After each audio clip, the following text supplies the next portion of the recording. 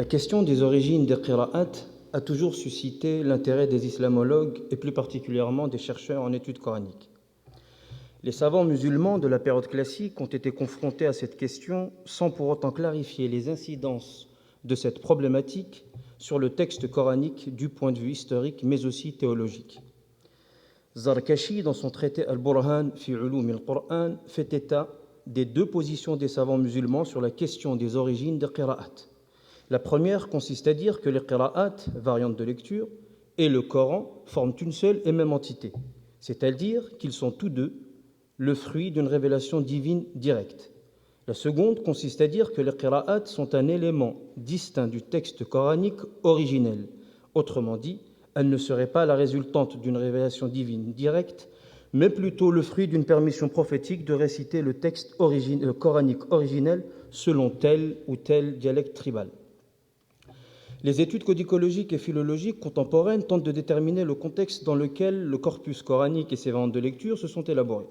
Elle essaie aussi de montrer que les qira'at semblent être la conséquence des variantes du rasm qui, au fur et à mesure et dans le cadre d'un processus de sacralisation, vont être intégrées dans le texte coranique par le biais d'une confusion née entre les habitudes orthographiques des premiers musulmans et des utilisateurs postérieurs des manuscrits. Cette confusion sera entretenue par une transmission orale et écrite. Ces travaux de recherche suggèrent aussi qu'il y aurait plutôt une interaction entre une graphie coranique rasm défectueuse et les variantes de lecture.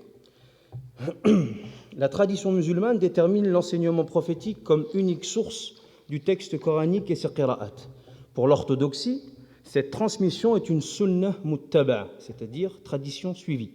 Les premières générations seraient les héritiers d'une transmission orale appelée al-riwaya, qui, jusqu'à nos jours, continue à se réaliser. En effet, la récitation coranique est encore sanctionnée par une attestation, ijaza, dans laquelle figurent les isnad, chaînes de transmission des différents shuyukh, maîtres de la lecture coranique, de chaque génération en remontant ainsi jusqu'au prophète. Néanmoins, la réalité est bien plus complexe et disparate.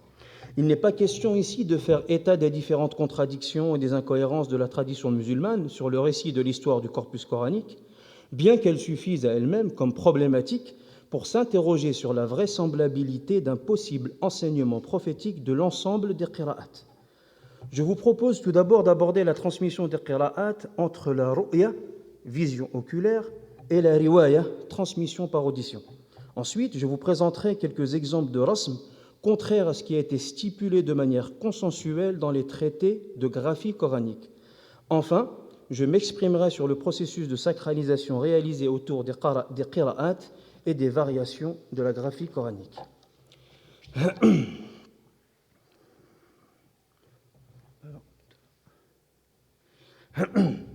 La transmission des qira'at entre ru'ya et riwaya. Je souhaiterais de manière succincte et introductive rappeler que la question des variantes de lecture et leur nombre est bien plus complexe qu'elle peut paraître. De prime abord, on pourrait penser que la totalité des variantes de lecture est dénombrée à 7 pour Ibn Mujahid et à 10 pour Ibn al-Jazari. Ce dernier ajoutera 3 autres imams aux 7 déjà sélectionnés. En observant un peu mieux les traités et les systèmes de qira'at, nous sommes surpris de constater que pour chaque imam,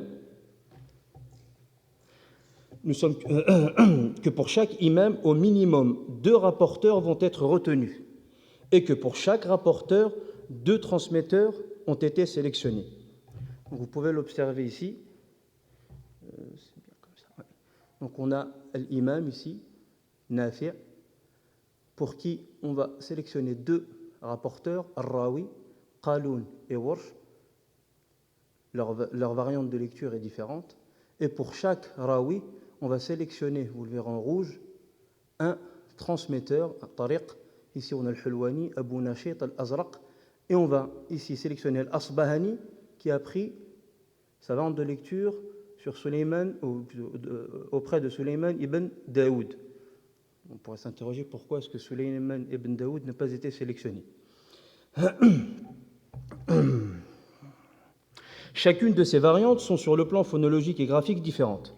Nous obtenons en totalité, par une simple opération mathématique, non pas 10 variantes de lecture, mais bien 42 systèmes. J'utilise le terme de système de lecture car le lecteur se doit de respecter la variante de la qira'at du début jusqu'à la fin du Coran. N'oublions pas de mentionner que dans chaque système de lecture, on constate encore différentes manières de réciter.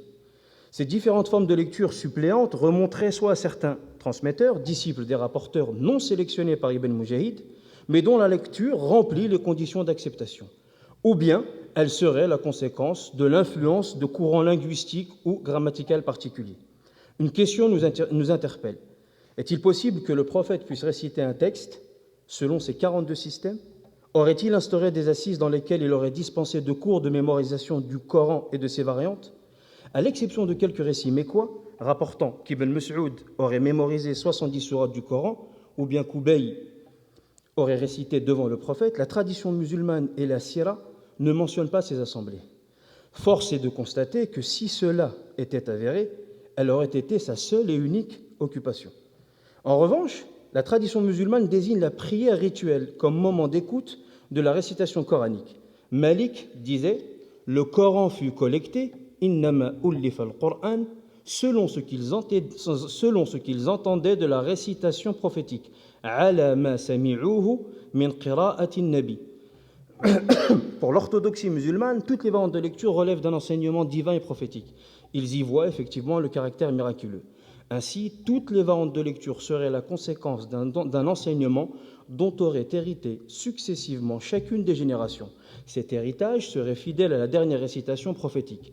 Ibn Jazari, en tentant de trouver une explication logique et cohérente au célèbre hadith des 7 ahruf, affirmera que ces 42 systèmes de lecture ne seraient probablement qu'un seul harf ou une partie d'un harf. Qu'en est-il du Coran et des 6 autres harfs? Quels sont les tenants et les aboutissants de chaque harf? Peut-on encore parler d'une transmission par audition? Selon la tradition musulmane, la récitation au temps du prophète ne semblait pas être conditionnée ou restreinte. Beaucoup de récits laissent entendre que les premiers fidèles jouissaient d'une liberté sans précédent qui leur permettait d'interchanger la place des mots dans le Coran, mais aussi de réciter certains versets d'après le sens compris. Un des disciples d'Ibn Mas'ud, n'arrivant pas à prononcer le mot « athim » de la sourate 44 Ad-Dukhan, il lui autorisa de le remplacer par un synonyme « al-fajir ». On a donc là une transmission du sens. La première des restrictions se fera avec Uthman en uniformisant le rasm. Cela lui sera même reproché. Le Coran était en plusieurs masahif, tu en as fait qu'un seul mushaf, aurait dit ses contradicteurs. La seconde des restrictions se fera avec Ibn Mujahid, qui, en sélectionnant 7 systèmes de lecture, va réduire le nombre de qira'at en imposant la condition de conformité à la graphie uthmanienne. Avec l'imposition du rasm uthmanien, la transmission des qira'at se retrouve validée soit par une ru'ya, vision oculaire, ou soit une riwaya, transmission par audition, ou soit par les deux à la fois. Lorsque nous parlons de ru'ya, il s'agit d'observation oculaire des manuscrits que l'on attribue à Uthman. De plus, lorsque nous parlons de riwaya, cela désigne à la fois les récits de tradition qui nous rapportent les différentes observations oculaires des premiers savants musulmans, mais englobe aussi la transmission orale des variantes de lecture. Dani, dans son œuvre Al-Muqni', fait état de ces récits de tradition qu'il nomme marwiyat. Elles font une grande partie de son ouvrage. Il attribue souvent ce type de tradition à des personnages connus pour leurs observations de codex tels que Asim al-Jahdari, Ghazi ibn Qays et Abu Ubayd al-Qasim ibn Sallam. Pour différentes raisons, il me paraît peu probable que Dani ait pu observer l'ensemble ou la majeure partie des codex afin de vérifier le contenu de l'ensemble de ces traditions. Par ailleurs, pour désigner les codex, les savants emploient la terminologie suivante, Mushaf al-Imam, et parfois Masahif al-Amsar, et bien d'autres. Il est en fait difficile de cerner la signification précise de cette terminologie à cause de son ambiguïté. Pour être un peu plus précis, prenons l'exemple d'une citation d'Abu Ubayd, citée par As-Sakhawi dans son explication Al-Wasila, qui est un commentaire d'un poème de Shatibi sur la graphie coranique. Il mentionne à plusieurs reprises les citations d'Abu Daoud relatant ses observations oculaires. Néanmoins, la construction syntaxique de la phrase laisse subsister un doute sur la nature et le statut du manuscrit observé. La première occurrence, je le cite, « J'ai vu dans le mushaf dont on dit qu'il serait l'imam, mushaf de Uthman. C'est le mushaf qu'il avait sur ses cuisses au moment où il a été assassiné, et j'ai pu voir à plusieurs endroits du mushaf son sang. » Fin de citation. La seconde des occurrences est, je le cite, « Je l'ai vu dans l'imam, donc mushaf l'imam, on dit qu'il serait le mushaf de Uthman. » La première de ces deux citations nous indique que l'utilisation de la forme passive, al-mabni lil-majhoul, laisse subsister un doute sur le fait que le mushaf serait celui de l'imam, mushaf Uthman. Dans la seconde citation, l'utilisation de la forme passive laisse subsister cette fois-ci un doute sur la qualification du mushaf al-imam en tant que mushaf personnel du calife. Si l'on doit se fier à l'usage du terme al-imam en considérant que l'observateur se trouve inéluctablement à Médine, lieu de résidence du calife, peu s'en faut pour relativiser cet emploi. En effet, Abu Ubayd ne serait pas le seul à employer cette expression. Asim al-Jahdari, qui est antérieur à Abu Ubayd, résident à Bassora en Irak, utilise la même expression pour désigner cette fois-ci le ou les mushafs que Uthman aurait expédiés dans les différentes provinces. Ad-Dani rapporte une tradition où Asim al-Jahdari disait « J'ai observé dans le mushaf al-imam le mushaf de Uthman qu'il a écrit pour les gens. » Par conséquent, cette terminologie est à reconsidérer.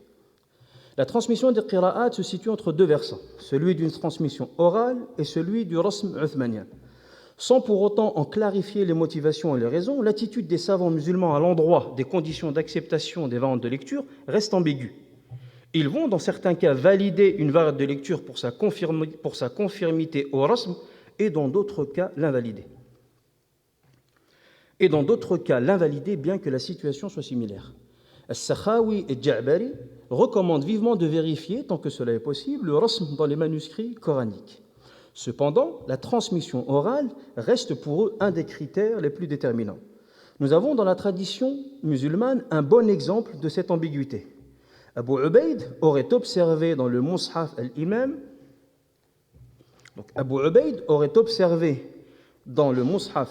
le mot la tahinu du verset 3 de la sourate 38 de manière détachée, c'est-à-dire que la est séparé du mot tahin, comme on peut le voir ici. Voilà ce qu'il a observé. Pardon, excusez-moi. Donc, c'est-à-dire que lat est séparé de hin. Sakhawi et Ibn al-Jazari vont aussi l'observer dans le manuscrit que l'on appelle Mushaf al-Imam. Ibn al-Jazari dit, je le cite, « Je l'ai vu moi-même écrite sur le mushaf que l'on appelle Mushaf al-Imam, le mushaf de Uthman, avec un la séparé du ta, lui-même attaché à hin, et j'ai vu aussi les traces de sang. Je l'ai donc vu comme l'a dit Abu Ubayd, et ce mushaf se trouve aujourd'hui à la Madrasa al-Fadiliya au Caire. » Nous avons ici quand même la mention d'un lieu géographique. Donc nous avons donc ici 3 maîtres de la discipline qui confirment avoir vu une graphie particulière dans Mushaf al-Imam, qui a vocation à être le modèle, et pourtant elle sera rejetée. Cela pose la question de la véritable valeur du Mushaf al-Imam comme source de variante de lecture. Cette problématique relevée dans la transmission écrite du Coran va de pair avec une autre problématique qui, cette fois-ci, découle de la transmission orale. Vous avez pu réaliser que le nombre de variantes de lecture est en réalité incommensurable. Une grande partie d'entre elles vont se voir intégrer ou non le corpus coranique. Une des problématiques qui découle de la transmission orale, c'est que la tradition musulmane mentionne un nombre de qira'at prophétiques authentifiées par des éminents traditionnistes, mais elles seront exclues de l'entité coranique pour le motif de non-conformité au rasm uthmanien. Nous sommes donc face à un réel dilemme entre l'oral et l'écrit. Nous avions plus haut une graphie mentionnée dans Mushaf al-Imam qui sera invalidée pour le motif de non-conformité à une transmission orale, et là, nous avons des récitations prophétiques, donc tout aussi précieuses, authentifiées par les traditionnistes, mais qui vont être invalidées pour non-conformité au rasm uthmanien. Un des exemples de ces récitations prophétiques est la récitation de la sourate Al-Layl par Ibn Mas'ud.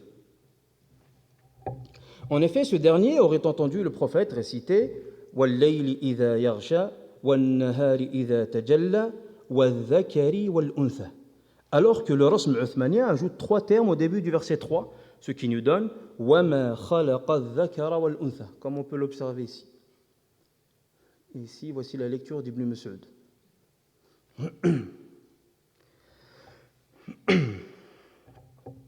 Bukhari, qui rapporte ce récit, nous informe qu'Abu Darda, célèbre compagnon du prophète, aurait demandé à Alqama, disciple d'Ibn Mas'ud, lors de sa visite à Damas, la manière dont Ibn Mas'ud récitait le verset en question. Alqama lui dit qu'il récitait « Wal-dhakari wal-untha ». Abu Darda lui dit alors « Par celui qui détient mon âme, c'est de cette manière que j'ai entendu le prophète de Dieu réciter. » Ceux-là, en faisant allusion au protagoniste de la Vulgate de Uthman, n'ont cessé de me convaincre pour que je délaisse cette lecture. Si l'on doit se fier à ce récit, cet événement tout d'abord est post-prophétique. Cela nous montre que cette lecture était en vigueur après la mort du prophète.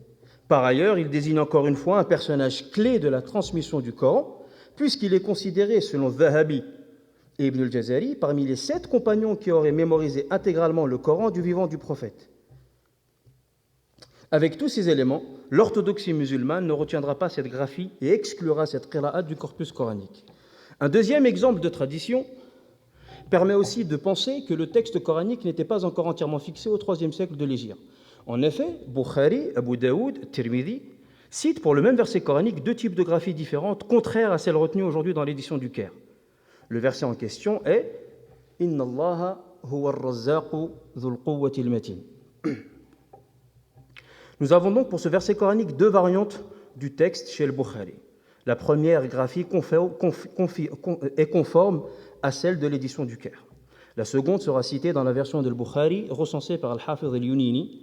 Elle englobe toutes les versions du recueil de Bukhari et a été retenue pour l'édition du recueil de Bukhari, édition impériale du sultan ottoman Abdul Hamid II.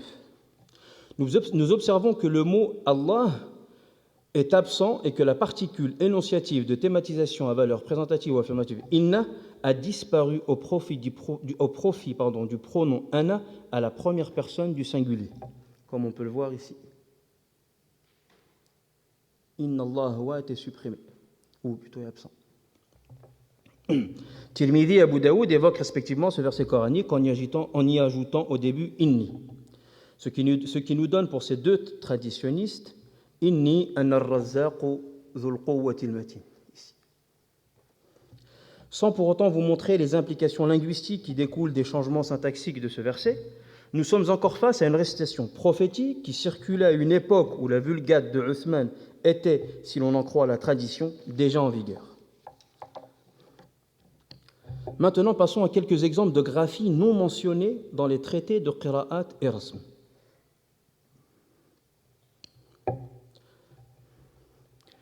Comme le souligne Gregor Scheller, le IIIe siècle de l'Hégire est une des périodes les plus florissantes pour l'écriture des sciences islamiques. Rappelons que les recueils de hadith ou de qira'at ne sont pas les seules sources où nous pouvons retrouver des variantes de graphiques et phonologiques méconnues, voire inconnues. Les ouvrages de commentaires linguistiques du Coran sont aussi une source importante. Les œuvres de Sibawayh, Al-Farra, Al-Nahas et Ibn Jinni en sont une bonne illustration. J'attire votre attention sur l'ouvrage de l'Arfash al-Awsat, disciple de Sibawayh, intitulé Ma'ani al-Qur'an. Il y mentionne la graphie du mot Wasatana de la sourate al-Adiyat avec la lettre Sad. L'ensemble des Qurra et des spécialistes du Rasm, tels qu'Abu Ubayd, Dani et Ibn Najah, ne mentionnent pas cette variation graphique. Ils rapporteront que dans l'ensemble des codex observés ou des traditions rapportées, ce mot s'écrit avec un signe. L'expression employée par Arfash est intéressante. Il dit explicitement que le mot est écrit avec un sad et que par contre, dans certaines variantes graphiques, il aurait été écrit avec un signe. Ainsi, la norme graphique pour Al-Arfash de ce mot est un sad et non un signe.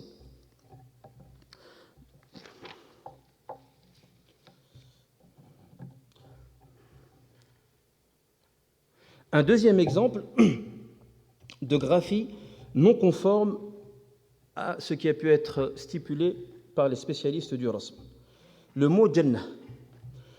Le Marcel 18, donc découvert par Jean-Joseph Marcel au XIXe siècle, conservé à la Bibliothèque nationale de Saint-Pétersbourg en Russie, est incomplet. Il fait partie des fragments du Codex Parisino-Petropolitanus et représente seulement 15% du corpus coranique. Ce manuscrit est composé de 2 parties, dues à 2 copistes différents. La première partie, appelée Marcel 18A, est composée de 13 bifeuillets. La seconde, appelée Marcel 18B, postérieure au Marcel 18A, est composée de 19 bifeuillets. Dans le Marcel 18A, la graphie du mot Jannah, au singulier pour la sourate 56 le verset 89, est écrit avec un ta fermé. Contrairement à la graphie habituelle proposée par les savants, tels que Ibn Abi Daoud, Sijistani, Ibn al-Ambari et Abu Amr al-Dani. Ces derniers affirment effectivement de manière unanime que dans tous les manuscrits, sans exception, le mot Jannah est écrit avec un ta ouvert, même si le terme est au singulier. Or, en lien avec cette anomalie, il est intéressant de relever la manière dont les lecteurs coraniques s'arrêtent sur ce mot. Les lectures coraniques d'Ibn Kathir, d'Abu Amr, d'Al-Kisa'i, de Ya'qub, et aussi parmi les lectures extra-canoniques d'Ibn Muhaysin, Al-Yazidi, interrompent la lecture de ce mot sur un ha. Donc ils s'arrêtent de cette manière, wa jannah. Cette prononciation suppose d'abord que le mot est au singulier, ensuite qu'il devait s'écrire avec un ta fermé. En revanche, d'autres lecteurs tels que Hamza ou Ibn Amir s'arrêtent en prononçant un ta ouvert, jannat. Des grammairiens tels que l'Akhfash al-Kabir expliquent que cette variation phonologique, jannah et jannat, explique donc cette variation phonologique par l'influence des dialectes régionaux. La première lecture, qui s'achève sur un ha, correspondrait au dialecte qurayshite, tandis que la seconde, qui s'achève par un ta, serait liée au dialecte de la tribu de Taï. De son côté, Sibawayh semble réservé sur l'argument d'Al-Akhfash et sur sa reconnaissance de la lecture à l'arrêt avec un ta. La question est que cette manière de réciter laisse penser que le prophète ou ses compagnons auraient eu sous les yeux un support où le ta aurait été ouvert ou le ta aurait été fermé pour savoir de quelle manière pouvait-il s'arrêter sur ce mot. Un troisième et dernier exemple, le terme ayyuha. Selon Ibn Abi Daoud, Al-Ambari et Dani, cette particule d'appellation ayyuha, du moins ya ayyuha, se termine par un alif dans toutes les occurrences coraniques, à l'exception de 3 occurrences. La première de celles-ci, dans la sourate 24, verset 31, la seconde dans la sourate 43, verset 49, et la dernière dans la sourate 57, verset 31. Celle qui nous intéresse ici est celle de la sourate 24. Le Marcel 18a recense la graphie de ayyuha avec un alif. Les lecteurs sont partagés sur la manière de réciter ce mot à l'arrêt et de manière continue. À l'arrêt, Abu Amr, Kisa'i, lorsque je dis à l'arrêt, bien sûr, lorsqu'il s'arrête, sur ce mot. Abu Amr, Kisa'i et Ya'qub s'arrêtent sur ce mot avec un alif, ce qui donne ayyuha, s'il devait réciter ilallahi jami'an ayyuha. Donc il prolonge le ha. Nafi' ibn Kathir, ibn Amir, Asim, Hamza et Abu Ja'far récitent sans alif et s'arrêtent sur le ha avec un soukoun, en conformité avec la graphie. Donc il récite ilallahi jami'an ayyuh. Je voudrais rappeler qu'aucun grammairien ne cite parmi les particules d'appellation de nida le terme ayyuh avec ou sans alif. Si l'on pense que la transmission du Coran s'est réalisée via un enseignement prophétique, dès lors, les chouyurs, maîtres de la lecture, auraient appris de leur maître qu'il faille s'arrêter de cette manière sur ce mot, et cela jusqu'à remonter au prophète. Par conséquent, comment expliquer la lecture de ceux qui s'arrêtent avec un alif ? Le prophète, analphabète pour l'orthodoxie musulmane, aurait à la fois enseigné les deux types d'arrêts. Ces lectures ainsi semblent être la conséquence d'une lecture, ces ventes de lecture semblent être la conséquence d'une lecture d'un des codex local, et cela est bien plus vraisemblable. Ce qui rend cette lecture encore plus étrange, c'est que nous avons Ibn Amir, un des 7 lecteurs, lorsqu'il récite de manière continue, donc il ne s'arrête pas sur le mot ayyuh, donc avec le terme al-mu'minoun, prononce le ha avec une dhamma. D'accord. Prononce donc le ha avec une dhamma, ce qui donne ilallahi jami'an ayyuhul mu'minun. Il est d'une part le seul à le faire pour les 3 occurrences parmi les qurra. Mais d'autre part, aucun grammairien de renommée tel que Sibawayh dans le Kitab ou bien Al-Farra ou Al-Nahas ne font mention de cette manière de réciter. Par ailleurs, ni Ibn Mujahid ni Dani ne justifient cette lecture d'un point de vue linguistique. Makki ibn Abi Talib, ibn Abi Maryam, tout en essayant de justifier cette lecture en tentant d'apporter une explication, la qualifieront d'impertinente et excessive. Le grammairien Al-Farisi, disciple de Zajjaj, réfutera de manière catégorique cette forme de lecture. Excusez-moi, mais je vais devoir... Un dernier petit exemple. Le mot linandur. En observant le manuscrit Parisino Petropolitanus A328, la graphie du verset 41 de la sourate 10 a interpellé ma curiosité. En effet, je vois que pour le mot linandura, la lettre noun a été ajoutée, comme vous pouvez l'observer.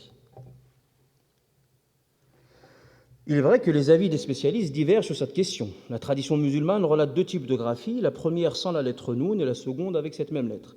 Bien que Dani rapporte le récit de la tradition indiquant que Yahya ibn al-Harith l'aurait observé dans le Mus'haf al-Imam avec un seul noun, il conclura qu'après observation de tous les manuscrits, il n'a pas trouvé ce mot écrit avec un seul noun.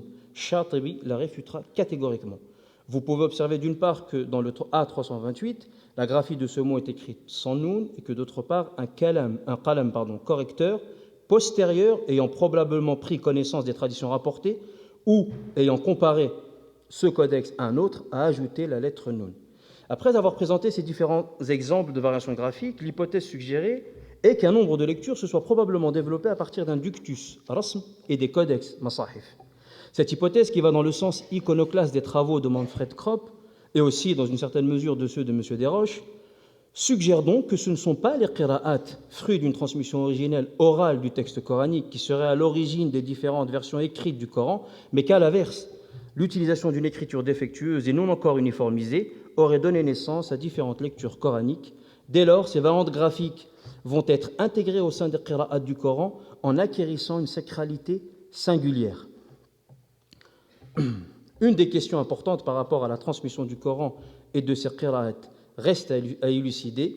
Elle est la suivante. Parle-t-on alors de transmission du mot ou du sens ? Je suis vraiment désolé, mais la dernière partie, bon.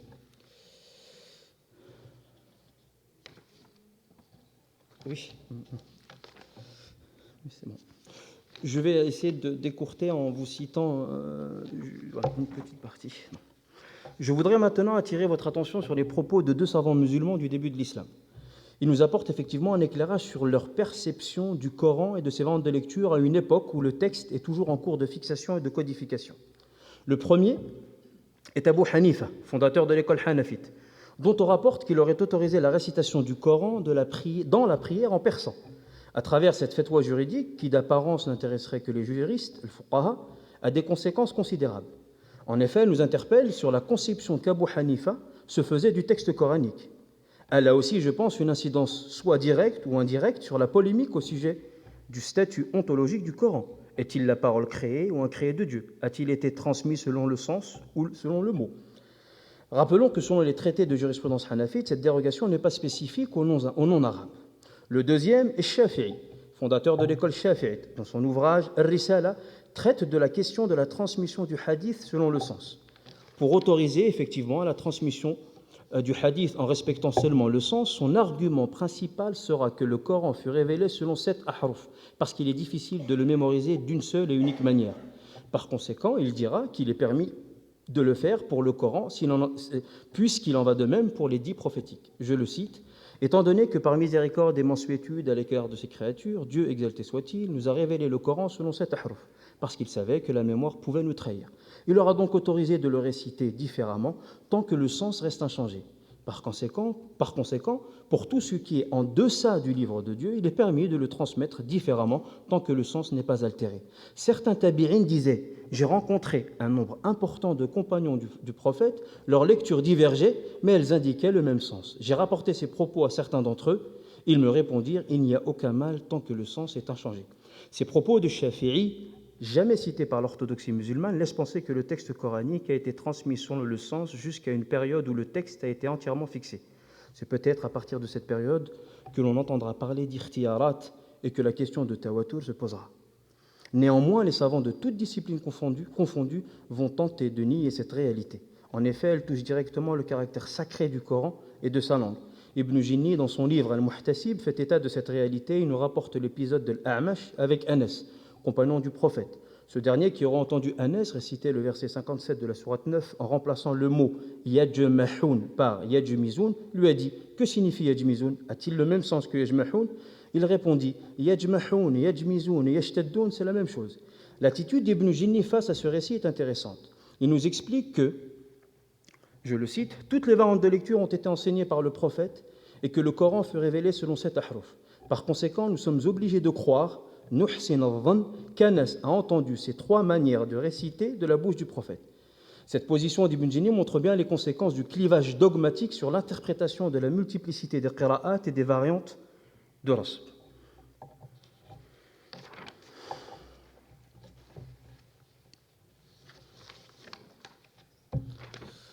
En conclusion, l'étude des codex conservés nous permet de nous projeter à une époque où le texte n'était pas encore fixé de manière officielle, de reconstituer son histoire et enfin de nous interroger sur la conception même du Coran dans l'esprit des premiers musulmans, voire dans celui du prophète lui-même. C'est en effet après avoir été fixé, probablement entre le IIe et le IIIe siècle, que la question ontologique concernant le statut ontologique du Coran s'est posée. Le Coran est-il incréé ou créé? Il paraît curieux qu'aucune des écoles théologiques, ni les Mu'tazilites, ni les Ash'arites, ni les Hanbalites, n'ait évoqué la multiplicité des variantes de lecture dans le débat sur la nature créée ou incréée du Coran. Il est probable qu'invoquer ces variantes aurait parasité la démarche entamée ayant pour but de démontrer l'illimitabilité du Coran et son aspect miraculeux. Face à toutes les incohérences et les contradictions de la tradition musulmane, ainsi que les clivages dogmatiques, un des seuls témoins nous permettant de reconstituer l'histoire du corpus coranique est le manuscrit, preuve vivante d'une époque qui représente probablement une des étapes de la constitution du Coran.